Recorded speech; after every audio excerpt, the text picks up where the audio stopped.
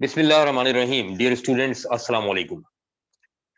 Vocabulary की class आपके सामने लेकर हाजिर हुआ हूँ और वोकैबुलरी में आज बड़े इंटरेस्टिंग वर्ड्स मैंने निकाले हैं आपके लिए और ये याद रखने हैं, आपने बार बार देखने हैं और याद रखने हैं। जैसे एक वर्ड है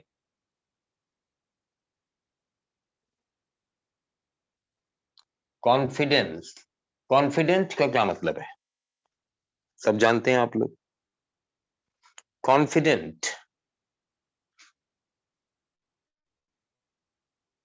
कॉन्फिडेंट का मतलब होता है पुरएतमाद। ठीक है, पुरएतमाद, फुल ऑफ कॉन्फिडेंस, राइट। लेकिन अगर यहां ई की जगह ए आ जाए तो फिर मीनिंग में क्या फर्क पड़ेगा? कॉन्फिडेंट के मीनिंग क्या होंगे? अब इसके मीनिंग क्या होंगे ये बताइए। हाँ जी, जल्दी से बताइए तो मैं बताता हूं आपको। चलें बेटा, ई वाला कॉन्फिडेंट जो है वो तो है पुरएतमाद। ये ए वाला कॉन्फिडेंट जो है ये बेसिकली क्या है? ये हमराज, इंटीमेट, इंटीमेट भी कहते हैं इसको।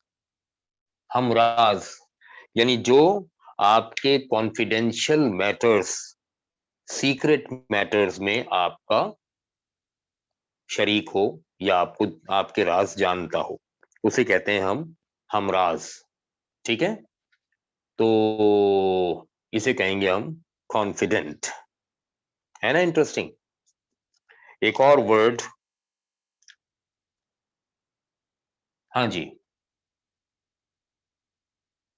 Flea market. ये कौन सी मार्केट होती है भाई? फ्ली मार्केट कौन सी मार्केट होती है? जल्दी से बताओ कोई मैसेज करके। ये किस मार्केट को कहते हैं? कौन सा बाजार है, कौन सी मार्केट है जिसको फ्ली मार्केट कहते हैं?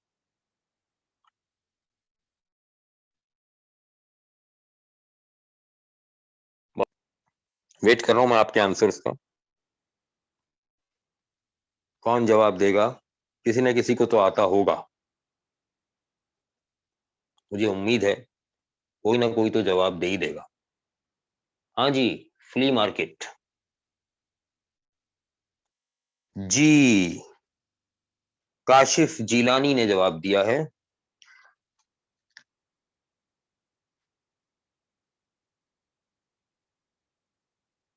लंडा बाजार जो होता है ना, जहां पुराना सामान मिलता है, सेकंड हैंड चीजें मिलती हैं, लुंडा बाजार या लंडा बाजार जो भी कहें हम, ये दरअसल है क्या? एक ऐसा बाजार है जहां पर पुरानी चीजें मिलती हैं, सेकंड हैंड माल मिलता है। खाओ, कपड़े हों, जूते हों या और कोई इस्तेमाल की चीजें हों, इसे हम कहते हैं लंडा बाजार या लुंडा बाजार। ठीक है, इसे इंग्लिश में कहते हैं फ्ली मार्केट। Very good. अच्छा, एक और बड़ा इंटरेस्टिंग वर्ड है, बॉयज के लिए तो बहुत ही इंटरेस्टिंग है, इंटरेस्टिंग है ये वर्ड। हाँ जी, हैंडपैक्ड। हैंडपैक्ड एडजेक्टिव है। ऊपर वाले दोनों नाउन थे, ये एडजेक्टिव है। हैंडपैक्ड एडजेक्टिव है। अरे वाह यार, अच्छा अच्छा अच्छा। देखो भाई, बहुत आला भाई। जन मुरीद, अच्छा पंजाबी में इसको रन मुरीद भी कहते हैं। सिंधी और पंजाबी में इसको रन मुरीद भी कहते हैं, वैसे ये जन मुरीद है। वैसे बगैर नुक्ते के भी कहते हैं इसको रन मुरीद, लेकिन सही लफ्ज है जन मुरीद। जन कहते हैं औरत को। तो एक ऐसा शौहर जो आमतौर पर पाया जाता है, ठीक है ना, और जो बीवी का गुलाम होता है, जिसे जोरू का गुलाम भी कहते हैं, जोरू कहते हैं बीवी को। तो ऐसा शौहर जो बीवी का गुलाम हो, जोरू का गुलाम हो, यस, उसको कहते हैं जन मुरीद, और इंग्लिश में कहते हैं हेन पेक्ड। क्या कहते हैं? हेन पेक्ड। है ना इंटरेस्टिंग वर्ड, मजेदार वर्ड है भाई आज का, बहुत इंटरेस्टिंग वर्ड है। आमतौर पर पाया जाता है। सही कह रहा हूँ भाई मैं, आमतौर पर पाया जाता है। मर्दों जवाब दो, सारे मर्द खामोश बैठे हैं, कोई नहीं बोल रहा।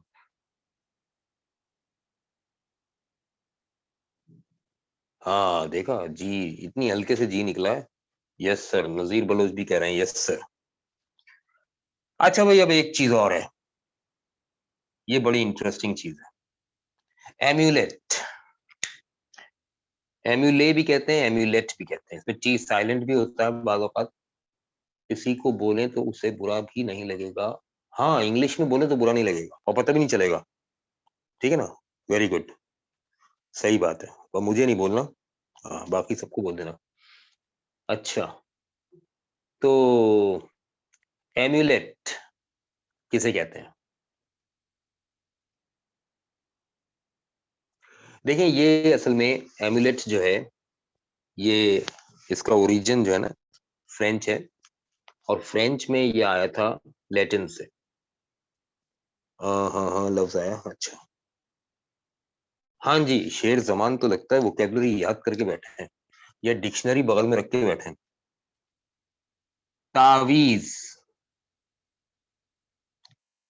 a piece of paper on which some charms are written, that is called तावीज। कोई मंत्र वगैरह लिख दिए जाए उस पे तो वो तावीज कहलाता है, ठीक है ना? अच्छा, ये दो वर्ड्स ही आते नहीं, अच्छी बात है यार, और तो किसी को ये दो नहीं आते थे। ये अच्छी बात है, तावीज को कहते हैं एम्यूलेट। गले में तावीज डालते ना, उसको कहते हैं। एक और तावीज भी होता है आजकल, जो चाय के कप में डुबो कर पीते हैं। चाय पे याद आया मुझे, तावीज वाली चाय पीते हैं ना आजकल, लिप्टन के तावीज आते हैं। आजकल तो लिप्टन वाले भी तावीज बना रहे हैं, और वो कहते हैं कि इस तावीज को चाय के कप में घोल के पी जाए, है ना?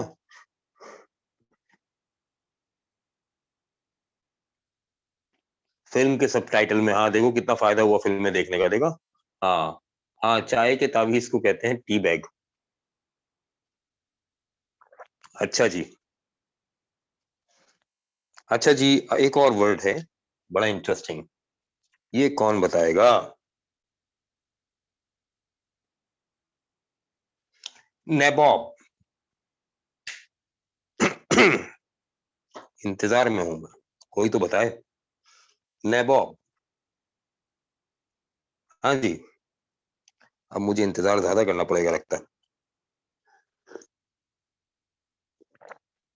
अभी भी मेरा लैपटॉप एक ही सिम, एक ही रैम पे चल रहा है, दूसरी रैम अभी मिल नहीं रही मार्केट में। तो कल सुबह एक साहब ने वादा किया है कि वो ला के देंगे, तो वो 4 GB की रैम जब इसमें लग जाएगी, ऑलरेडी एक 2 GB की लगी हुई है, तो शायद तेज चल पड़े। पुरानी रैम जो है काम नहीं कर रही। हाँ जी, बताइएगा, नैबॉब की मीनिंग। आहा, क्या बात है यार, काशिफ भाई भी डिक्शनरी लेके बैठे हैं। क्या पढ़ेंगे इसको? नैबॉब, नवाब, फाव पर तशदीद भी है। हम लोग तो नवाब कहते हैं, नवाब नहीं होता, नवाब होता है। नवाब के मीनिंग क्या है वैसे? मीनिंग क्या है नवाब के? सुने अब गौर से। मुगल एम्परर के दौर में, मुगल एम्पायर में, जो मुगलिया सल्तनत थी हमारे यहाँ हिंदुस्तान में, उसमें बादशाह सलामत किसी से खुश हो जाते थे तो उसे नाइब बनाया करते थे, नाइब। और नाइब जो होता था वो एक किस्म का गवर्नर होता था पूरे प्रोविंस का। हाँ, पूरे प्रोविंस का गवर्नर होता था। तो लफ्ज उर्दू में है नाइब, मगर ये वाहिद है, इसकी जमा बनती है नवाब। नाइब की जमा होती है नवाब। लेकिन अब नवाब इस्तेमाल होने लगा एक शख्स के लिए, नवाब साहब आ रहे हैं, तो वो एक बाकायदा टाइटल बन गया, बाकायदा, हाँ, प्रोविंस के गवर्नर को। तो नवाब जो है वो एक टाइटल बन गया, जबकि नवाब सही मानों में नाइब का प्लूरल है, जमा है। ये किसी को नहीं पता होता, नाइब का प्लूरल होता है। लेकिन आमतौर पर ये हिंदुस्तान में यूपी और सीपी के इलाकों में ये एक टाइटल बन गया। फिर वो नवाब के बेटे हैं तो नवाब ज्यादा हो गए, ठीक है ना, इंडिया में नवाब हैं, जी हाँ। तो ये नवाब और नवाबजादे जो हैं, ये सब जो हैं, ये इनको नवाब का टाइटल किंग की तरफ से मिलता है। और अब तो खैर बादशाहत का निजाम ही खत्म हो गया, पहले हुआ करते थे। अब ये नवाबजादे ही होते हैं, नवाब कोई नहीं होता। ठीक है ना। अच्छा जी, एक और खूबसूरत वर्ड, ये वर्ड मुझे बड़ा पसंद आया, इसका ओरिजिन भी बड़ा मजेदार है। पैलंकिन। पैलंक्विन किसे कहते हैं? पैलंक्विन। तो देखो, इसके दो ओरिजिन हैं। एक ओरिजिन है इसका पोर्टुगीज, मुजस्समा, नहीं नहीं नहीं नहीं नहीं नहीं नहीं, काशिफ भाई मुजस्समे को नहीं कहते। इसका एक ओरिजिन है पोर्टुगीज, यानी पुर्तगाल से आया है ये लफ्ज। और दूसरा ओरिजिन जो है वो है बंगाली। पोर्टुगीज में और बंगाली में, दोनों में पैंकलिन, पैलंकिन एक ही चीज को कहते हैं। पैलंकिन कहते किसे हैं, बताता हूं मैं आपको। देखिए, बंगाली में, बंगाल की लैंग्वेज में, बंगाली जुबान में लफ्ज है पैलंका, जो बाद में हो गया पैलंक, और जो बाद में बन गया पालकी। पालकी समझते हैं किसे कहते हैं? पालक खाने वाले को पालकी कहते हैं? नहीं भाई, पालकी किसे कहते हैं? डोली को। डोली किसे कहते हैं? डॉली नहीं, डोली। पुराने वक्तों में जो नवाबजादे और नवाब और उनकी बेगमात सफर करती थी, तो एक डोली होती थी बाकायदा, इस तरह की एक डोली होती थी, ठीक है ना, जिसके आगे पीछे जो है वो इस तरह से होती थी, ठीक है ना। तो यहाँ पर जो है वो नवाब साहब या उनकी बेगम बैठ जाते थे। लो भाई, बैठा दिया इनको, ठीक है ना।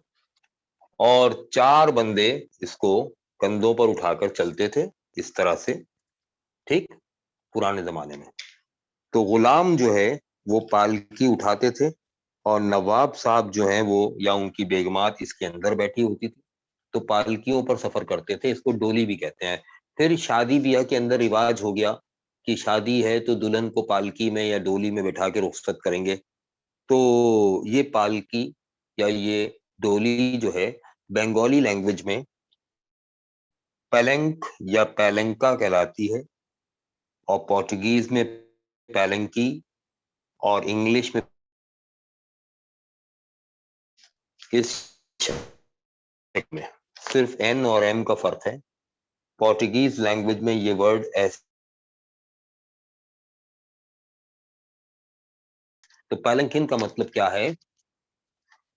डोली या डोला, या इसको आप कह लें पालकी। और पैलंक से फिर उर्दू में हमारे यहाँ एक लफ्ज आया पलंग। पैलंग से एक वर्ड क्या आया? पलंग, है ना। तो पलंग पर सोते हैं, जैसे बेड को भी कहते हैं पलंग, ठीक है। अच्छा, स्क्रीनिंग आने वाली है, और सिनोनिम एंटोनिम के कुछ हिंट्स दे दें। अच्छा ठीक है, मैं ऐसा करता हूँ, नेक्स्ट क्लास में सिनोनिम्स एंटोनिम्स की एक्सरसाइज खोल के बैठूंगा, और फिर उसे सॉल्व करूंगा, और सॉल्व करते हुए जो हिंट्स हैं, जो ट्रिप्स टिप्स एंड ट्रिक्स हैं, वो साथ में बताता जाऊंगा। इंशाल्लाह ताला वो हो जाएगा। वैसे सीएसएस की जो स्क्रीनिंग है वो इतनी मुश्किल नहीं होती है, मैं आपको बताऊं उसकी वजह है। पहली मर्तबा हो रही है, तो दूसरी, स्क्रीनिंग की रीजन क्या है, वो स्क्रीनिंग क्यों करना चाहते हैं? क्योंकि देखिए, टोटल मेरा ख्याल है कोई चंद 100 सीट्स होती हैं, भी तकरीबन पिछले साल 360 पास हुए हैं। मगर कैंडिडेट जो एग्जाम में बैठते हैं, अपेयर होते हैं, वो 25 से 30 हजार होते हैं। उन 25 से 30 हजार, चलो 30 हजार मान लें, उन 30 हजार कैंडिडेट्स में से तकरीबन तकरीबन 25,000 से ज्यादा कैंडिडेट ऐसे होते हैं जो शौकिया फनकार होते हैं।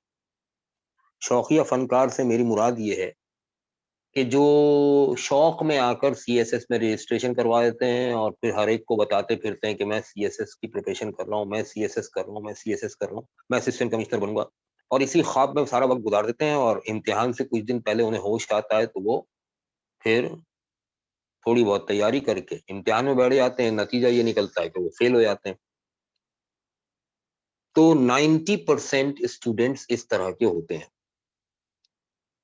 जो शौकिया फनकार कहता हूँ मैं उनको, ठीक है ना। बाकी 10% वो होते हैं जो तैयारी कर रहे होते हैं, बाकायदा सीरियस होते हैं। 90% नॉन सीरियस होते हैं। अब अगर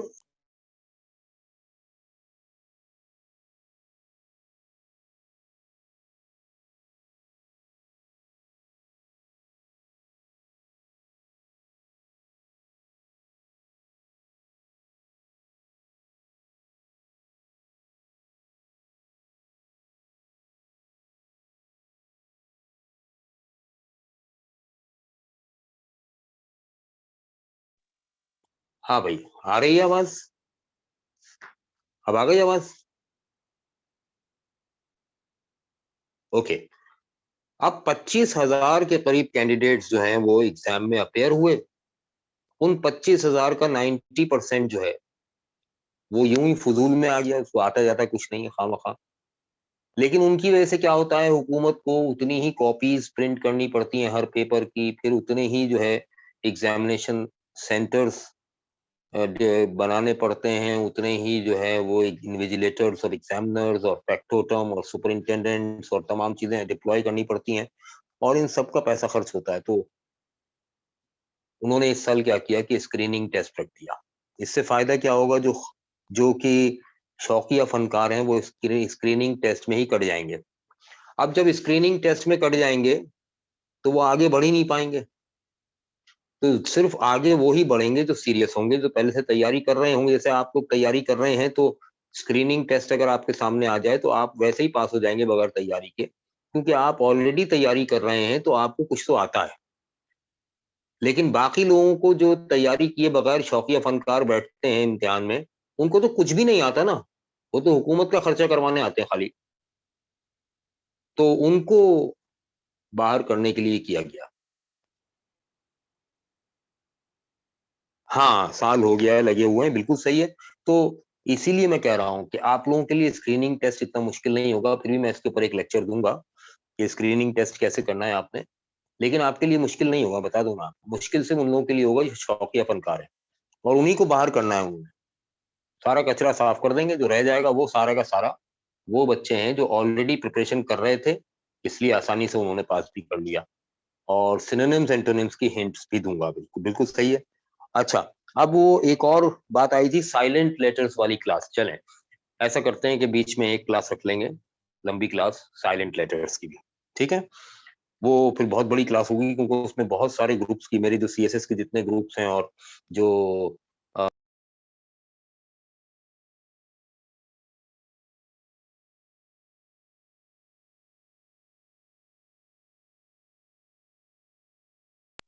तो सबकी फरमाइश यही है कि जनाब आप साइलेंट लेटर्स वाली क्लास लें। तो मैं अपने सारे ग्रुप की कंबाइन क्लास में के लिए दूंगा। बहरहाल, तो पैलिंक्विन समझ में आ गया आपकी। पैलिंक्विन के बाद एक और दिलचस्प लफ्ज है, बड़ा इंटरेस्टिंग लफ्ज है। मैं ये डोली मिटा रहा हूँ, वरना लोग कहेंगे पता नहीं क्या पढ़ा रहे हैं। अच्छा जी, पैलिंक्विन के बाद एक और बड़ा दिलचस्प लफ्ज है, और वो है जॉइंचर। ये कौन सा चर है भाई? पिक्चर पढ़ा है, लेक्चर पढ़ा है, लिटरेचर पढ़ा है, जॉइंचर पढ़ा है? जॉइंचर किसे कहते हैं? ये बड़ा इंटरेस्टिंग वर्ड है। हाँ जी, जॉइंचर।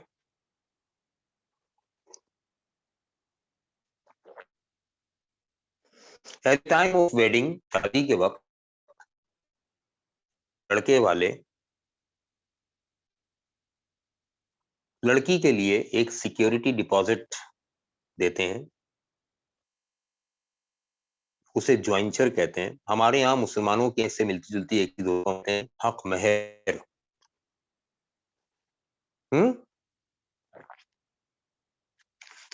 तो ये जो हक महर है ना, शादी में जो होता है, इसे कहते हैं ज्वाइंचर।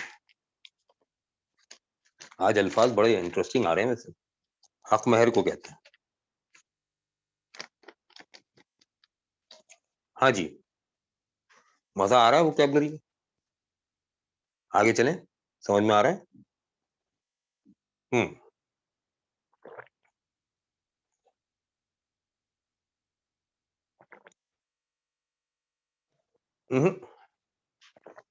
इंटरेस्टेड नहीं, इंटरेस्टिंग। इंटरेस्टिंग का मतलब है दिलचस्प, और इंटरेस्टेड का मतलब है मेरी दिलचस्पी है, यानी आई एम इंटरेस्टेड, मैं दिलचस्पी ले रहा हूं। इंटरेस्टेड कहते हैं दिलचस्पी लेने वाले को, और इंटरेस्टिंग कहते हैं उस चीज को जिस चीज में दिलचस्पी ली जाए। तो सही वर्ड आपको इस्तेमाल करना चाहिए इंटरेस्टिंग। ठीक है, हाँ। अच्छा जी, अब सुने, नेक्स्ट वर्ड बड़ा ही इंटरेस्टिंग है। ये कौन बताएगा? इसको पढ़ के कौन बताएगा? पहले तो ये सुने, इसको क्या पढ़ेंगे, इसका ओरिजिन क्या है? तो ये दी जो है ना, ये ऑफ के लिए इस्तेमाल होता है। ठीक है, देखें, इंग्लिश में जिसे हम ऑफ कहते हैं, फ्रेंच में उसे हम दी कहते हैं, जर्मन में उसे हम वॉन कहते हैं, वॉन। ठीक है,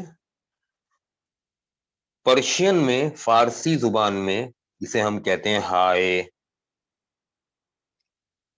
मुत्तहिदा रियासत, हाय अमेरिका, हाय कहते हैं। ठीक है, इटालियन में इसे हम ला कहते हैं, स्पेनिश में हम इसे इल कहते हैं। ठीक है, अरबी में इसे कहते हैं, का की के लिए जो आता है तो बे लगता है, बे। ठीक है ना, दिख नहीं रहा, चलो पढ़ के सुना रहा हूं। ऑफ इंग्लिश में कहते हैं, वॉन, VON, वॉन कहते हैं जर्मन में, और फ्रेंच में दी कहते हैं, पर्शियन में हाई कहते हैं, इटालियन में ला कहते हैं, स्पेनिश में इल कहते हैं। ठीक है, बहरहाल हमें तो ये देखना है दी का मतलब क्या, ऑफ। एदे किसे कहते हैं? ये वर्ड है एदे, जिसे इंग्लिश में आने के बाद हम कहते हैं एड, और एड का मतलब होता है मदद। एदे दे कॉ, ये कॉ है, कॉ। फ्रेंच लैंग्वेज में जहां वर्ड के आखिर में AMP आता है, वहां तलफ्फुज निकलता है अलिफ और नून गुन्ना का। तो ये पढ़ा जाएगा कॉ, काफ अलिफ नून गुन्ना, कॉ, एदे दे कॉ। मगर इंग्लिश में आने के बाद इसको पढ़ा गया Ed D camp, Ed D camp. अब एड डी कैंप या एदे दे कॉ के मीनिंग क्या है? चले मैं मीनिंग बताता हूं।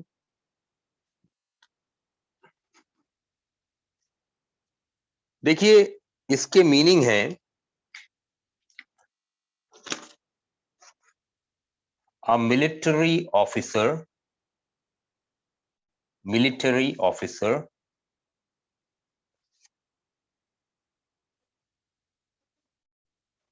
acts as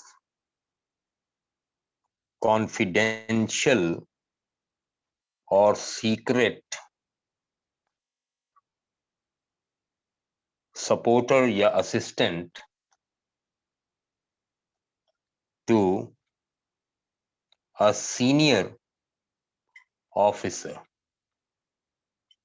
अब देखिए होता क्या है, फौज में एक सोल्जर है या एक मिलिट्री ऑफिसर है, वो अपने सीनियर ऑफिसर का टाउट यानी मुखबर बन जाए, या उसका सीक्रेट या कॉन्फिडेंशियल एजेंट बन जाए, और उसे खुफिया तौर पर छुप कर उसे सपोर्ट करे, उसे हेल्प करे, उसे असिस्ट करे मुख्तलिफ मौकों पर।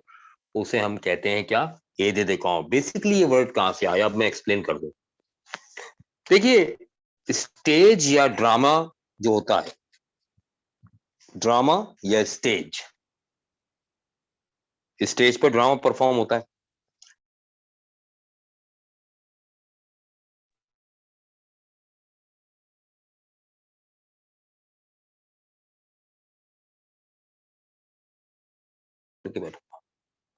हाँ जी, तो अब फर्ज कीजिए कि ड्रामा हो रहा है स्टेज पर परफॉर्म, ऑडियंस आकर बैठ गई है, स्टेज पर पर्दा गिरा हुआ है, अब इतनी देर है कि पर्दा उठेगा और ड्रामा स्टार्ट हो जाएगा।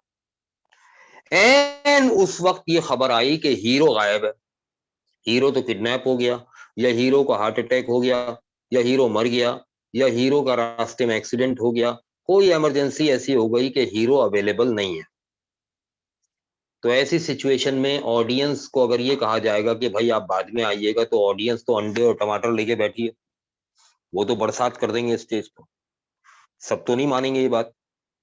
तो ऐसी सिचुएशन में क्या करेंगे भाई, ऐसी सिचुएशन को कोप अप करने के लिए किया ये जाएगा कि हीरो जैसा ही कोई अपनी टीम में से एक बंदा सेलेक्ट किया जाएगा जो हीरो की तरह का है और जो ड्रामे की रिहर्सल को काफी दिनों से देख भी रहा है और ड्रामे की कहानी भी समझता है। उसको रिक्वेस्ट की जाएगी कि यार तुम आज के दिन हीरो बन जाओ इस ड्रामे के। तो वो यकीनन यही कहेगा कि भाई मुझे तो स्क्रिप्ट याद नहीं है, मैं कैसे बन जाऊं। तो ऐसी सिचुएशन में उसे बगैर किसी तैयारी के थोड़ा बहुत स्क्रिप्ट समझाकर स्टेज पे भेज दिया जाएगा, तो वो स्टेज पर आ जाएगा। उसे कहते हैं अंडर स्टडी। ऐसे एक्टर को क्या कहते हैं, अंडर स्टडी, ठीक है ना, इसे कहते हैं अंडर स्टडी। ऐसे अदाकार को जो बगैर किसी रिहर्सल के स्टेज पर आ गया, उसकी तो कोई रिहर्सल कोई प्रैक्टिस है ही नहीं, उसे तो स्क्रिप्ट भी याद नहीं है। ये अंडर स्टडी क्यों कह रहे हैं, क्योंकि थिएटर की टर्मिनोलॉजी में स्टडी कहते हैं रिहर्सल को। स्टडी किसे कहते हैं, प्रैक्टिस या रिहर्सल को। अब उसने ना रिहर्सल की है, ना प्रैक्टिस की है, ना स्क्रिप्ट याद किया है, उसे क्या मालूम। जैसे किसी ने मैट्रिक नहीं किया तो वो क्या कहलाएगा, अंडर मैट्रिक। अगर कोई इंटर का स्टूडेंट है, ग्रेजुएशन कर रहा है, तो हम उसे कहते हैं ही इज अंडर ग्रेजुएट, क्योंकि उसने ग्रेजुएशन नहीं किया हुआ। अगर कोई ट्रेनिंग कर रहा है, उसकी ट्रेनिंग कंप्लीट नहीं हुई, तो क्या कहलाएगा, अंडर ट्रेनिंग। सिमिलरली एक ऐसा एक्टर जिसने स्टडी नहीं की, जिसने रिहर्सल नहीं की, उसे क्या कहेंगे, अंडर स्टडी। अब अंडर स्टडी स्टेज पर तो आ गया, लेकिन वो बार बार स्क्रिप्ट भूलेगा, बार बार गलती करेगा। तो पर्दे के पीछे एक शख्स छुप कर उसे चुपके चुपके बताता रहेगा कि अब ये डायलॉग बोलना है, अब ये बोलना है, अब 4 कदम आगे जाना है, अब 2 कदम पीछे आना है, अब तलवार निकालनी है, अब ललकारना है। वो स्टेज के पीछे से चुपके चुपके बताता रहेगा, ऑडियंस को नहीं पता चलेगा कि कोई उसे गाइड भी कर रहा है सीक्रेटली। तो जो उसे पर्दे के पीछे से गाइड कर रहा है उसे कहेंगे एड द camp, या इंग्लिश में aide de camp. Aide de camp जो है, ऐसे सीक्रेट असिस्टेंट को कहते हैं जो छुप कर असिस्ट कर रहा हो, किसी के सामने ना आए, पता ना चले कि वो पीछे से मदद कर रहा है। ठीक है, अब एड द camp के मीनिंग सही तरह से क्लियर हुए आपके माइंड में। हाँ जी बताइएगा जल्दी से, आगे चलें। हाँ भाई, जवाब कोई नहीं आ रहा मेरे पास।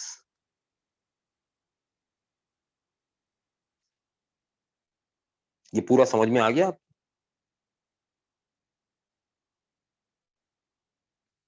कोई रिप्लाई नहीं आ रहा है।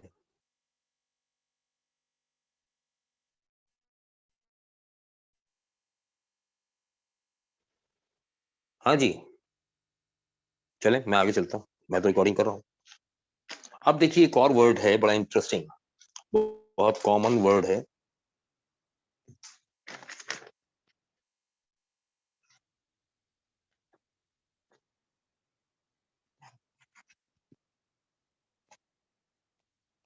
देखिए वर्ड है, ओके यस सर का आ गया आंसर। वर्ड है एल्मा मैटर। हाँ भाई, कौन बताएगा, एल्मा मैटर। बेटे ये वर्ड इंग्लिश में था ही नहीं, ठीक है। हाँ रिकॉर्डिंग हो रही है, मिल जाएगा लेक्चर। थोड़ा टाइम दिया करें वर्ड्स के स्क्रीनशॉट के लिए। अच्छा ठीक है, एल्मा मैटर, वो तो रिकॉर्डिंग में भी स्क्रीनशॉट ले सकते हैं आप। एल्मा मैटर किसे कहते हैं? हाँ जी, देखिए एल्मा मैटर का वर्ड लैटिन से आया है, कहते हैं ग्रीक से या लैटिन से आया है। हकीकत में ये लफ्ज बहुत पुराना है, ठीक है ना। एल्मा मैटर, नहीं एल्मिया को नहीं कहते, मैटर मैटर है जिससे वर्ड बना है मैटरनल। मैटरनल, मैटरनल पैटर्नल सुना होगा ना आपने। मैटरनल का मतलब है माँ की तरफ से, पैटर्नल का मतलब है बाप की तरफ से। तो मैटरनल से वर्ड बना मदर, माँ को कहते हैं।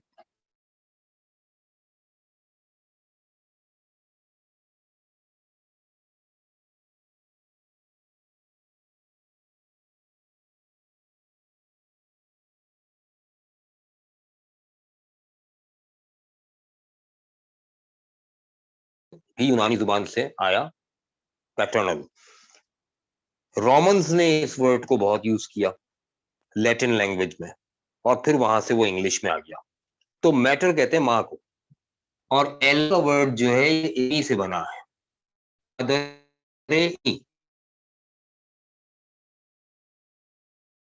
दरे इल्मी। तो सुने, मादरे इल्मी का मतलब है a school or college or university or any institute from which one has graduated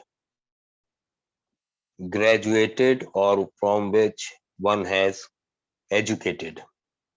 जहां से आपने तालीम हासिल की उस स्कूल, उस कॉलेज, उस यूनिवर्सिटी को आप अपना मादरे इल्मी कहते हैं।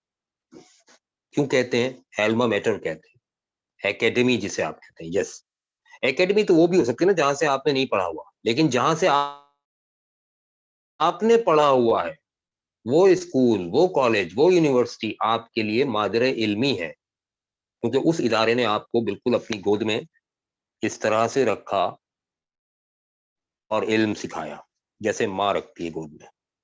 तो उसे हम मादरे इल्मी कहते हैं। हाँ फिलोसफिकल है।